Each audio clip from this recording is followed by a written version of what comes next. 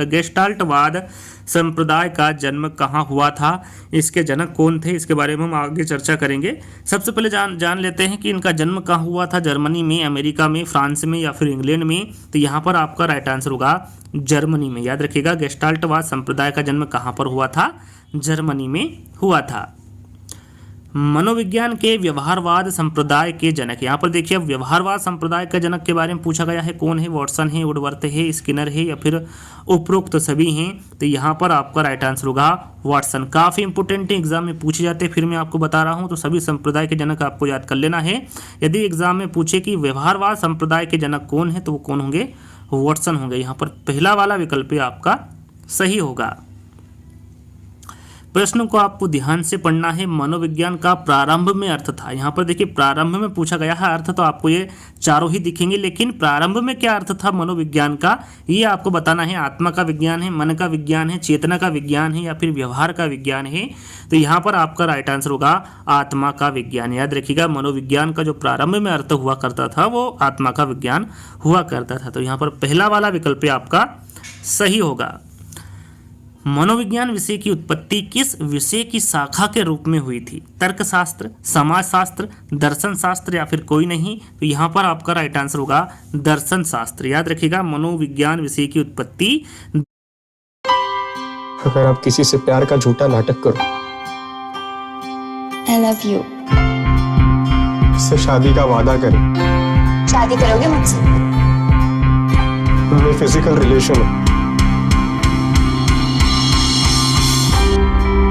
फिर उसे धोखा दे दे। It's over between us, okay? You move on, Kunal. वो मुझे नहीं समझ आता है तारा। मुझे सिर्फ इतना पता है कि मैं तुमसे प्यार करता हूँ। We are done.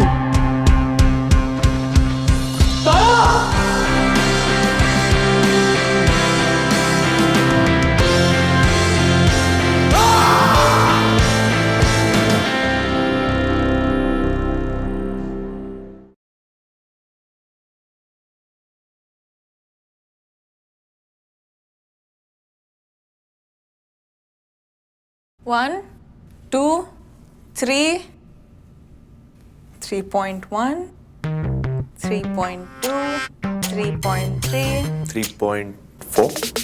ये तो बड़ा टॉय है। Much spotted. दर्शन शास्त्र की शाखा के रूप में हुई थी। यहाँ पर तीसरा वाला विकल्प आपका सही होगा।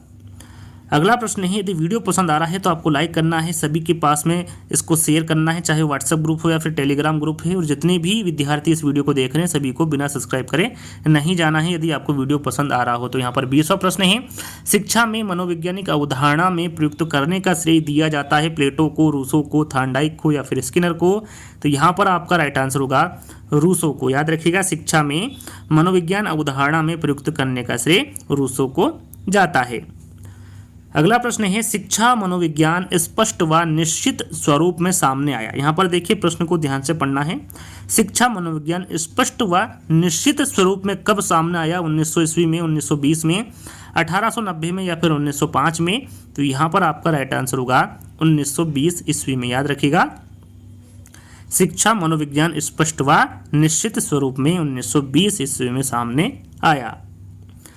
अगला प्रश्न है, और ये एक क्यूज के तौर पर आपको मैं प्रश्न दे रहा हूँ, आपको कमेंट्स के माध्यम से बताना है। वहाँ पर लिखना आपको क्वेश्चन नंबर 22 और आंसर आपको देना है ए सही है, बी सही है, सी या फिर डी। इस प्रकार से आपको कमेंट्स के माध्यम से आंसर देना है कि कौन सा सही होगा। लैटिन भाषा से साइकोलॉजी शब्द की उत्पत्ति किस भाषा से हुई है? लैटिन भाषा से हुई है, फ्रेंच भाषा से, यूनानी भाषा से या फिर कोई नहीं। तो इन चारों विकल्पों में से आपको बताना है आ वाला सही है, बा वाला सही है, सा वाला या फिर दा वाला।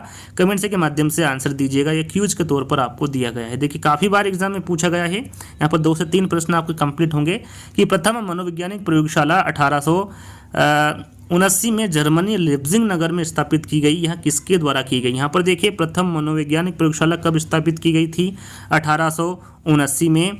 कहाँ पर की गई थी? तो जर्मनी लेप्जिग में की गई थी। किसके द्वारा की गई थी? तो ये की गई थी विलियम उंट के द्वारा। यहाँ पर देखिए 3 प्रश्न आपके कंप्लीट हो रहे हैं। वैसे तो एक बार और ये प्रश्न आएगा, तो यहीं पर आप याद कर लीजिए कि प्रथम मनोविज्ञान प्रयोगशाला 1879 में जर्मनी लेप्जिग नगर में स्थापित की गई थी और यहाँ विलियम उंट के द्वारा की गई थी। तो यहाँ पर ब वाला विकल्प आपका सही होगा। चलिए मनोविज्ञान किस प्रकार का विज्ञान है, यहाँ पर आपको बताना है जो मनोविज्ञान है ये किस प्रकार का विज्ञान है। अशुद्ध विज्ञान है, प्राकृतिक विज्ञान है, विधायक विज्ञान है या फिर सामाजिक विज्ञान है। तो राइट आंसर होगा आपका विधायक विज्ञान। याद रखिएगा मनोविज्ञान विधायक विज्ञान है। यहाँ पर तीसरा वाला जो विकल्प होगा वो आपका सही होगा। मनोविज्ञान को मन या मस्तिष्क का विज्ञान मानने वाले कौन है? उल्टे है, वुडवर्थ है, पाम्पनोजी है या फिर वाटसन है। काफ़ी इंपॉर्टेंट है, एग्जाम में पूछा जाता है तो याद रखिएगा ये पाम्पनोजी है। मनोविज्ञान को मन या मस्तिष्क का विज्ञान मानने वाले पाम्पनोजी है। तो यहाँ पर तीसरा वाला विकल्प आपका सही होगा। अगला प्रश्न है मनोविज्ञान व्यवहार का निश्चित विज्ञान है। यहाँ कथन किसका है? स्किनर का है, वुडवर्थ का है, वाटसन का है या फिर अरस्तु का है। काफ़ी सारे जो कथन हैं वो एक दूसरे से मेल खाते हैं, तो आपको हर प्रश्न को ध्यान से पढ़कर आंसर देना है।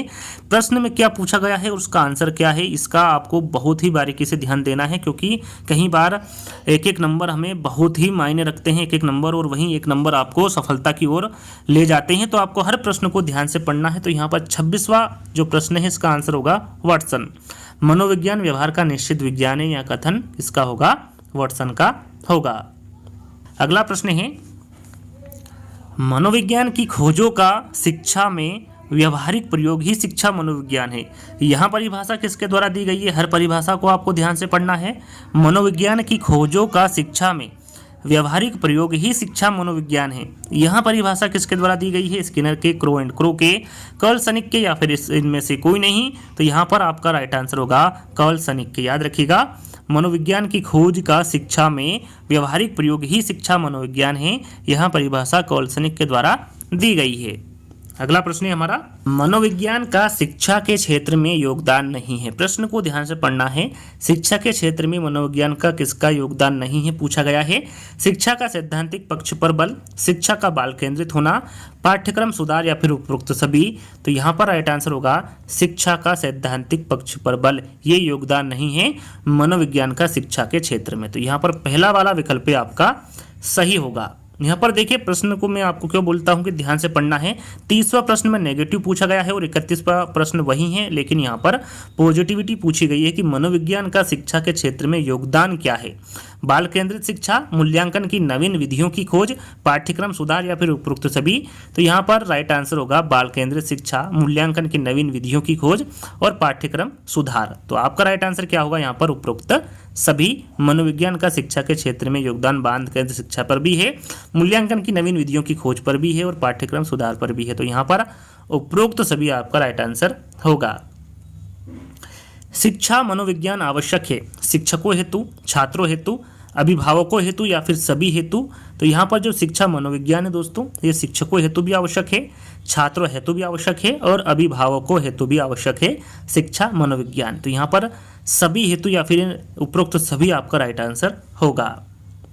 शिक्षा मनोविज्ञान का योगदान है। यहाँ पर देखिए शिक्षा मनोविज्ञान का योगदान है अनुशासन हेतु, बाल विकास के ज्ञान हेतु, मूल्यांकन हेतु या फिर सर्वांगीण विकास हेतु। तो राइट आंसर आपका क्या होगा? सर्वांगीण विकास हेतु। शिक्षा मनोविज्ञान का जो योगदान होगा वो सर्वांगीण विकास हेतु होगा। अगला प्रश्न है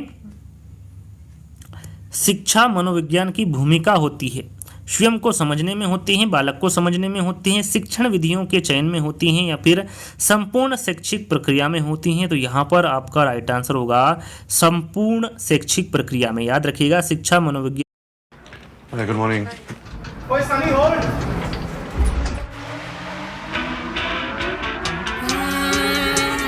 Shining like a superstar, moving like a superstar, like a superstar, like a superstar. Thanks bro. Bro तू बाहर से आ रहा है या पेरिस से? ये किधर से लिया? Like a superstar. Obviously on Myntra. Date outfit or power dressing. Steal the best looks from the world's top brands. Only on Myntra.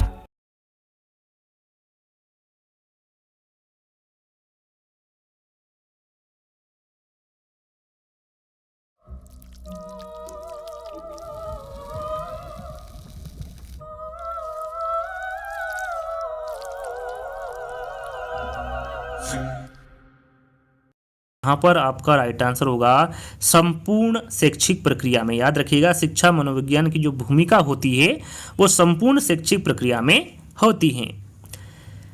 शिक्षा मनुष्य की आंतरिक शक्तियों का स्वाभाविक समन्वित तथा प्रगतिशील विकास है। यहाँ पर जो परिभाषा दी गई है ये किसके द्वारा दी गई है? पेस्टालोजी के द्वारा, फ्रोबेल के, गांधी के या फिर टैगोर के। तो यहाँ पर आपका राइट आंसर होगा पेस्टालोजी। याद रखिएगा, शिक्षा मनुष्य की आंतरिक शक्तियों का स्वाभाविक समन्वित तथा प्रगतिशील विकास है। यहाँ परिभाषा पेस्टालोजी के द्वारा दी गई है। साइकोलॉजी शब्द का प्रयोग सर्वप्रथम किसने किया? यहाँ पर आपको बताना है जो साइकोलॉजी शब्द है इसका प्रयोग सर्वप्रथम किसके द्वारा किया गया था? अरस्तु, प्लेटो, थॉर्नडाइक या फिर रुडोल्फ गोयकल। तो यहाँ पर आपका राइट आंसर होगा रुडोल्फ गोयकल। याद रखिएगा, आईएमपी प्रश्न है, साइकोलॉजी शब्द का जो प्रयोग सर्वप्रथम किया गया था वो रुडोल्फ गोयकल के द्वारा किया गया था। खेल की अवधारणा शिक्षा जगत को किसने प्रदान की? जो खेल की अवधारणा है वो शिक्षा जगत को किसने प्रदान की? वॉटसन ने, फ्रोबेल ने, विलियम ने या फिर जेम्स ने? तो यहाँ पर आपका राइट आंसर होगा फ्रोबेल ने। खेल की अवधारणा शिक्षा जगत को किसने प्रदान की थी? तो ये फ्रोबेल के द्वारा की गई थी। जिन पियाजे ने बल दिया है, किस पर दिया है? संज्ञानात्मक विकास पर, क्रियात्मक विकास पर, भावात्मक विकास पर या फिर उपरोक्त सभी? काफ़ी बच्चों को इसका आंसर पता होगा कि जो जिन पियाजे है इन्होंने संज्ञानात्मक विकास पर बल दिया है। तो यहाँ पर पहला वाला विकल्प आपका सही होगा। मैडम मारिया मॉन्टेसरी द्वारा दी गई शिक्षण विधि कौन सी है? ह्यूरिस्टिक विधि है, प्रोजेक्ट विधि है, मॉन्टेसरी है या फिर कोई नहीं? तो यहाँ पर साधारण सा प्रश्न है, सभी को इसका आंसर पता होगा कि मैडम मारिया मॉन्टेसरी द्वारा जो दी गई शिक्षण विधि है वो मॉन्टेसरी विधि है। तो यहाँ पर तीसरा वाला विकल्प आपका सही होगा। किंडरगार्टन विधि के प्रतिपादक है पेस्टालोजी है, फ्रोबेल है, वॉटसन है या फिर वुडवर्थ हैं? तो यहाँ पर आपका राइट आंसर होगा फ्रोबेल। काफ़ी इंपॉर्टेंट है यहाँ पर, किंडरगार्टन विधि के जो प्रतिपादक हैं होंगे वो कौन होंगे? फ्रोबेल होंगे। संज्ञानात्मकता है, समस्या का हल है, बुद्धिलब्धि है, अपने वातावरण में घटित घटनाओं का ज्ञान है या फिर इनमें से कोई नहीं? तो यहाँ पर आपका राइट आंसर होगा अपने वातावरण में घटित घटनाओं का ज्ञान ही संज्ञानात्मकता है। तो यहाँ पर तीसरा वाला विकल्प ही आपका सही होगा। विकासात्मक मनोविज्ञान का जनक माना जाता है। यहाँ पर देखिए विकासात्मक मनोविज्ञान के जनक के बारे में पूछा गया है, जैसे कि मनोविज्ञान के जनक किसे कहा जाता है, शिक्षा मनोविज्ञान के जनक किसे कहा जाता है, वैसे विकासात्मक मनोविज्ञान का जनक किसे कहा गया है या फिर किसे माना गया है? ब्रूनर को, जिन पियाजे को, वाटसन को या फिर वुडवर्थ को? तो यहाँ पर आपका राइट आंसर होगा जिन पियाजे को। याद रखिएगा, देखिए आधुनिक मनोविज्ञान के जनक के बारे में पूछे तो वो विलियम वुंट है, शिक्षा मनोविज्ञान के बारे में पूछे तो वो थॉर्नडाइक है, और विकासात्मक मनोविज्ञान के जनक के बारे में पूछे तो आपका राइट आंसर होगा जिन पियाजे। याद रखिएगा, बा वाला विकल्प आपका सही होगा।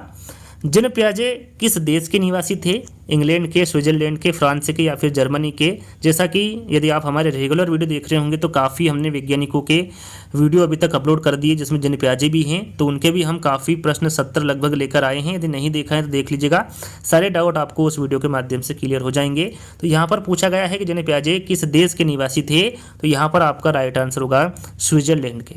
याद रखिएगा, जिन पियाजे स्विट्जरलैंड देश के निवासी थे।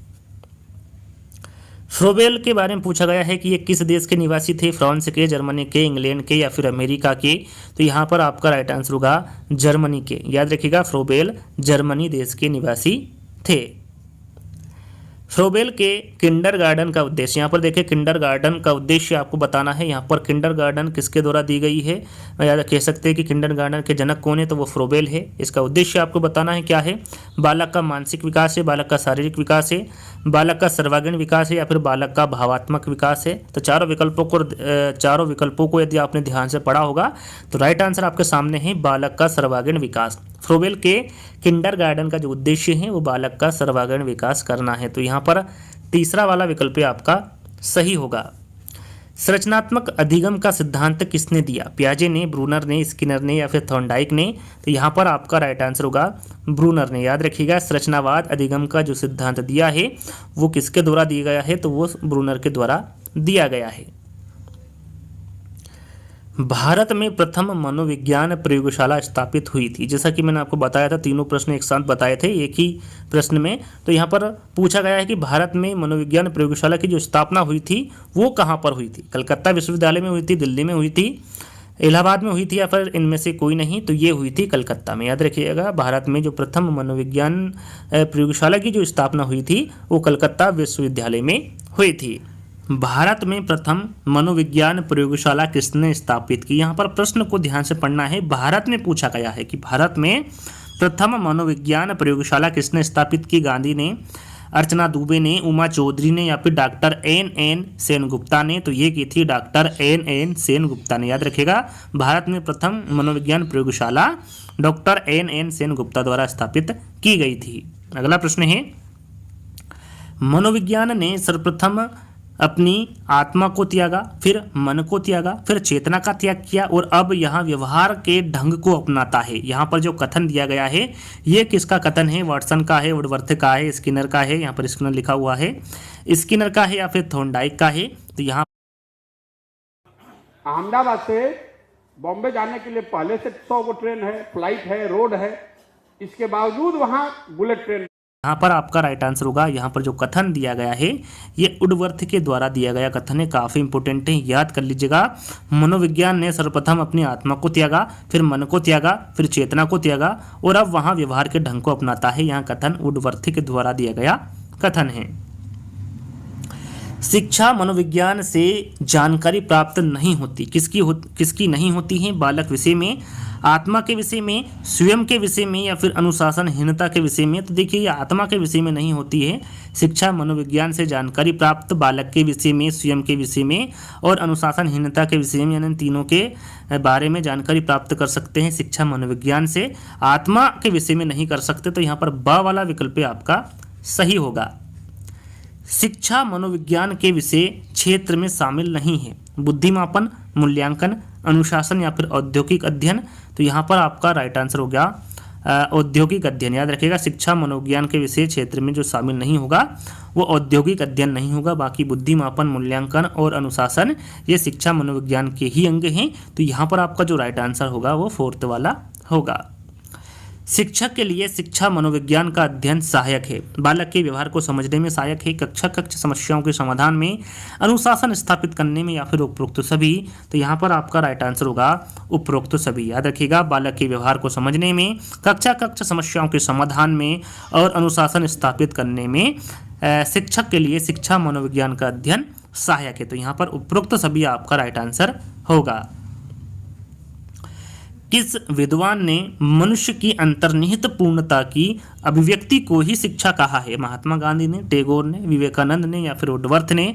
तो याद रखिएगा ये कहा है विवेकानंद ने। याद रखिएगा, विवेकानंद जी ने कहा है कि मनुष्य की अंतर्निहित पूर्णता की अभिव्यक्ति को ही शिक्षा विवेकानंद जी ने कहा है। तो यहाँ पर तीसरा वाला विकल्प आपका सही होगा। शिक्षा मनोविज्ञान का उपयोग है, पाठ्यक्रम सुधार में है, शिक्षण विधियों के चयन में है, नवीन मूल्यांकन विधियों की खोज में है या फिर उपरोक्त सभी? यहाँ पर आप आंसर समझ ही गए होंगे, इसका आंसर क्या होगा? उपरोक्त सभी। शिक्षा मनोविज्ञान का उपयोग पाठ्यक्रम सुधार में भी है, शिक्षण विधियों के चयन में भी है और नवीन मूल्यांकन विधियों की खोज में भी है। तो यहाँ पर उपरोक्त सभी आपका राइट आंसर होगा। शिक्षा मनोविज्ञान का महत्व है, विद्यार्थियों को समझने में, विद्यार्थियों को समझाने में, विद्यार्थियों को अधिगम हेतु प्रेरित करने में या फिर उपरोक्त सभी? तो यहाँ पर भी आपका राइट आंसर क्या होगा? उपरोक्त सभी। शिक्षा मनोविज्ञान का महत्व शिक्षार्थियों को समझने में भी है, समझाने में भी है और विद्यार्थियों को अधिगम हेतु प्रेरित करने में भी है। तो यहाँ पर उपरोक्त सभी आपका राइट आंसर होगा। किस मनोवैज्ञानिक को प्रथम शैक्षिक मनोवैज्ञानिक के नाम से जाना जाता है? जैसा कि मैं इसका आंसर आपको बता चुका हूँ, ये थॉर्नडाइक है। थॉर्नडाइक को प्रथम शैक्षिक मनोवैज्ञानिक के नाम से जाना जाता है। अगला प्रश्न है, मनोविज्ञान के अध्ययन की इकाई क्या है? संस्कृति है, समाज है, व्यक्तिक है, समूह है? तो यहाँ पर आपका राइट आंसर होगा व्यक्तिक। मनोविज्ञान के अध्ययन की जो इकाई है वो कैसी है? व्यक्तिक है। अगला प्रश्न है, नैदानिक विधि द्वारा किस तरह के व्यवहार का अध्ययन होता है? पशु व्यवहार का, दैहिक व्यवहार का, असामान्य व्यवहार का या फिर अनुबंधित व्यवहार का? यहाँ पर नैदानिक विधि द्वारा पूछा गया है तो आपका राइट आंसर होगा असामान्य व्यवहार का। याद रखिएगा, नैदानिक विधि द्वारा असामान्य व्यवहार का अध्ययन होता है। यहाँ पर तीसरा वाला विकल्प आपका सही होगा।